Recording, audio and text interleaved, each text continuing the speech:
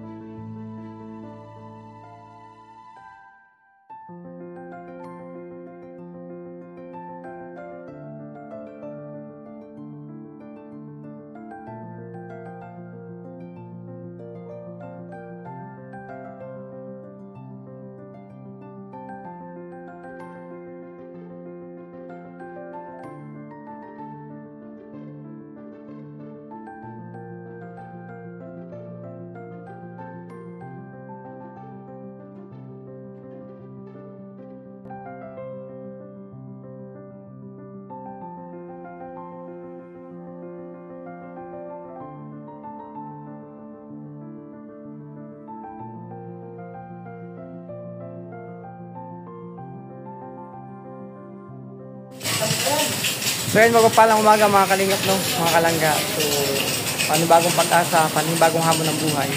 So actually mga kalingap, nagpawashing po ako ng motor, no? Ayan, mga kalingap,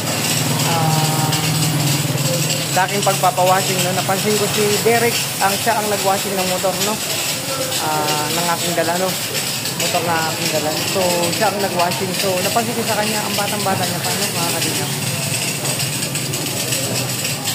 So actually mga kalingap, sa murang edad na 15, natuto nang maghanap buhay kasi pandagdag nakita niya, no, pambaon-baon sa araw-araw, pang-alawan niya kasi kumbaga, syempre si Derek sinaisip niya makatulong sa kanyang magulang. Actually kinausap ko siya kung kamusta, kinausap ko siya kanina. Kinausap ko siya, no, habang sabi ko, Derek, okay lang ba na na interviewin kita, i-vlog kita kasi yun, sabi ko, nakita ko sa iyo, isa kang huwarang bata. Kasi sa murang edad, imbis na tumambay siya pag unang pasok, nandito siya sa sa car wash, no? Car wash station. Dumidilayin siya. Sa murang edad, natutong maghanap buhay para sa para masustentuhan niya kanyang pag-aaral, pambaon-baon daw, no? So ngayon kaya ako bilag po siya. So mamaya after ng kanyang trabaho, kakausapin po natin si Derek, no? Ating kapanayamin. Kamusta natin ang kanyang buhay? So sabi niya kanina, mayroon siyang 3 kapatid. So yung isa nag-aaral na, yung isa naman nasa hospital daw kasi nakagat ng pusa, nagpapa-inject. So napaka si Derek, isa sa mga pwedeng tularan ng bata talaga. Pwede. Kasi sa murang edad, tumutulong sa pamilya niya para magkaroon ng sariling pera. At syempre, yun sabi niya kanina, yung sobrang pera niya, binibigyan niya rin sa kanyang magulang. So ating kapanamin mamaya, usapin natin si Derek. Continue interview lang. So mga kalingap, sa mga baguhan pa lang po sa aking channel, please subscribe po syempre kay Kuya Bal Santos Matubang at Edeng Kalingap na. Huwag po tayong kakalimot. And then sa aking mga kasamaan, Ruelok Malalag, Rachel Morales, Darak Bigis, Kim Alice Librada, Kalingap Victor, Kuya Alex, Justin Aguirre, John Didon Official sa kanyang bagong channel. Syempre, Kalingap Awe, and my channel, Alfie TV. At sa lahat ng mga Kalingap partner support po natin, no? Mga Kalingap, mga Kalangga. So maya-maya, interviewin natin si Kuya Derek. Ay, napakuya ko. Ayan. Kante sa inyong lahat. Maraming salamat po sa support na yun binibigay sa Kalingap team, sa Maglangga, syempre sa Dabargat, sa lahat ng Kalingap partners. Thank you po sa inyo.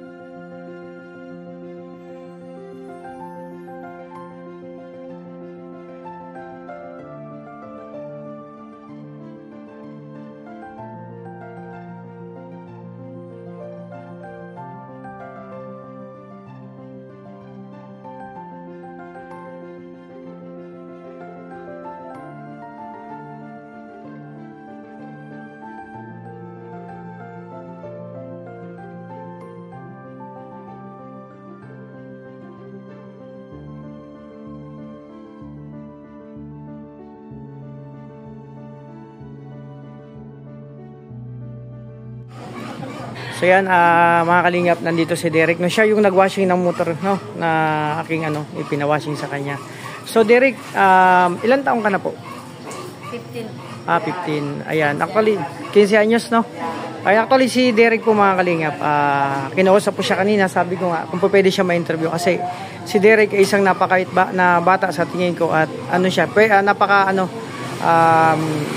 pwedeng tularan, no, ng karamihan kasi sa murang edad, 15 anyos, no, ang edad mo, Derek, no. Sa murang edad hindi niya iniisip na maglakwat siya, no, imbis na tumambay sa pag walang pasok. So nandito siya, tumutulong sa kanyang magulang para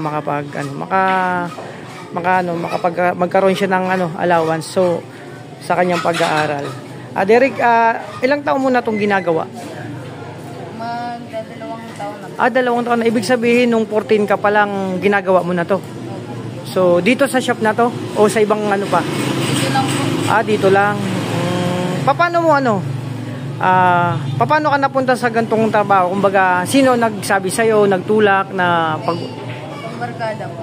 Yung barkada. Ano sabi ng barkada mo, ng kaibigan mo? Sinama niya po ako dito. Tapos, Ah. po kung tinuruan mga. Ibig sabihin, yung kaibigan mo, nagaganto rin. Ay, grabe, ang gaganda ng samahan nyo kasi sa murang edad na kakatulong kayo, no? Nag-iisip kayo ng paraan para makapaghanap buhay. Sa isang araw, magkano naman, halimbawa, yung kinikita mo sa dito? Isang daan, isang 200. Ganun. Nga po, walang pasok wala din. Minsan napawasin. Minsan nasisiro din kayo. Nasisiro din pala sila, Derek, pag ganito. So, pag mayroon halimbawa, nakakita ka ng 100, ano ginagawa mo dun sa pera? Pinangkakain ko po, tsaka kung ilan yung matira, pinangbibili ko ng bigas. Para sa tulong sa nyo. Ay, grabe. Ako kasi natouch ako talaga, grabe na miss ako sa'yo sa murang edad. Kasi actually, Derek, yung ginagawa mo dati, ginagawa ko rin yan nung kasing edad mo ako. Nagtatrabaho din ako, naghanap ako ng pang extra income para makatulong ako sa magulang at pag-aaral. So na-miss ako sa'yo kasi nakita ko yung dating ikaw. Ay, grabe. So, ilang taon na kayo? Ilan ang kayong magkakapatid, Bo? Derek? 3 po. 3. So, ikaw, pang ilang ka? Pangalawa po. Pangalawa ka.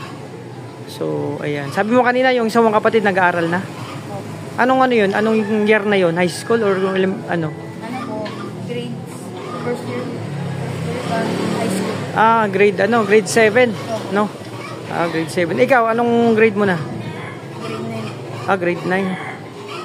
So, mas grade 9. So, mas nung yung panganay mong kapatid, mas ka? Panganay po, nagtigil na po. Nagtigil yun dati? May trabaho na po. Kaya nauna ka. So basta Derek, tuloy mo lang yung pag-aaral mo kasi mas maganda yung nagsusumikap para matapos yung pag-aaral kasi pagdating ng araw, alam mo ba, magkakaroon ka ng magandang trabaho. Makapag-apply ka sa mga gandang company o ganun. Mas maganda kasi may tinapos. Basta tuloy mo lang yan. No? Yung bahay nyo pa dito, malapit lang? Malayo-layo din po. Malayo-layo. So, ibig sabihin, nagsasakay ka. Pag pupunta rito, sumasakay ka pa? Naglalakad lang po. Okay lang pa, paminsan-minsan puntahan kita sa inyo. Gusto ko lang makita yung bahay nyo, makarating ako sa inyo. No? Tapos, after nito, kunin ko yung contact number mo. Ay, wala po.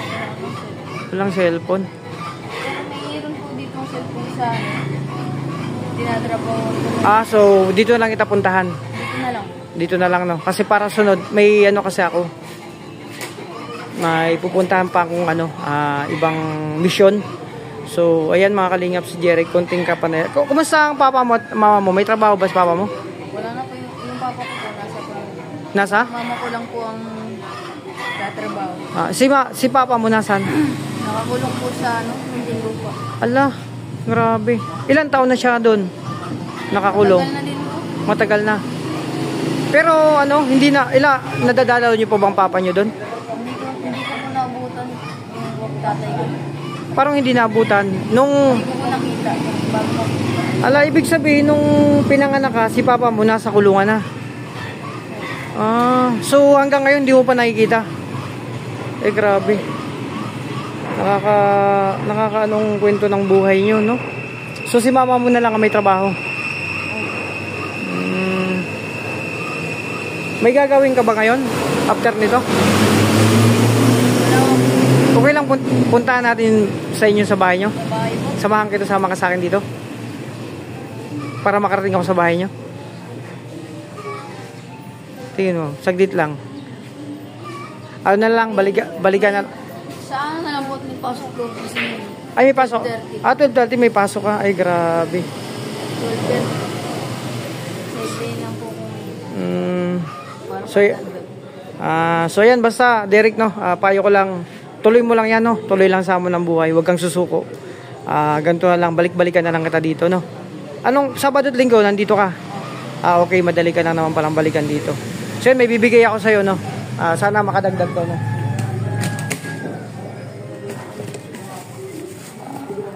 So ito. Ayan, sana makadagdag yan sa, ano, no. Tapos, dahil sa mabait ka, ayan, magbibigay ko sa'yo.